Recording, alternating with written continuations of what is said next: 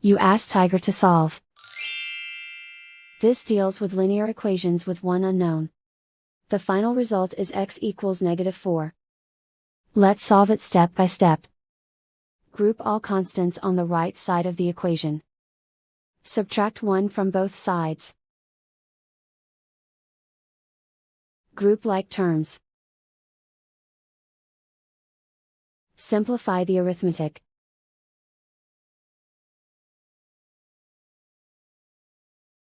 Isolate the x.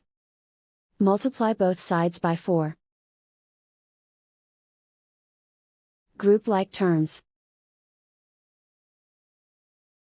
Multiply the coefficients. Simplify the fraction. Simplify the arithmetic. And so the final result is x equals -4.